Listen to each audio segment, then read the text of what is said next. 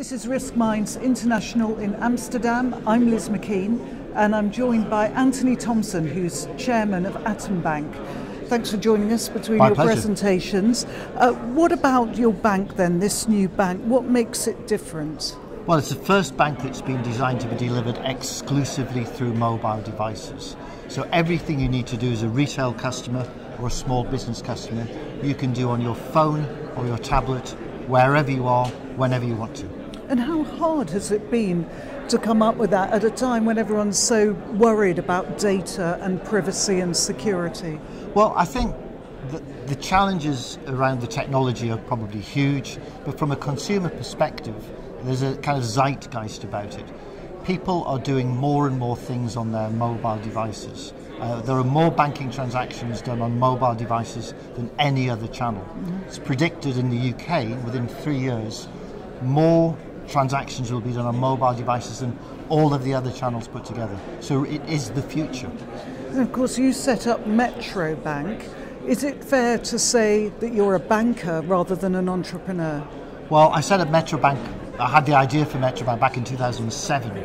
So here we are almost 10 years later, and I still try to claim I'm not a banker by background. I'm a marketer. And what marketing for me is about is looking at consumer data for insights that drive opportunity. And back in 2007, the insight in banking was that what customers wanted from their bank was as much about service and convenience as it was about price. And Metro Bank was about being open 7 days a week, it was about being open 361 days a year and giving exceptional service.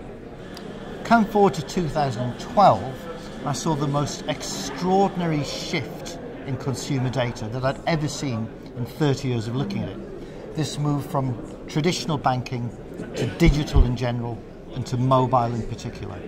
So where is this going to leave traditional banks, the banks on the high street? Frankly, they're not in a very good place. We've seen branch usage decline 40% in 5 years, telephony's in decline, even fixed desktop internet usage is in decline. The high street banks have got legacy real estate in places nobody wants. They've got legacy IT systems. A lot of them have got legacy balance sheets with lots of problems yet to emerge. So I think the traditional banks are not in a good place.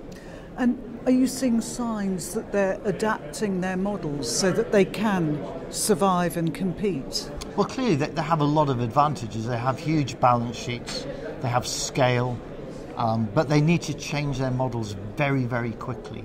And I think some will succeed and others won't and will fall behind.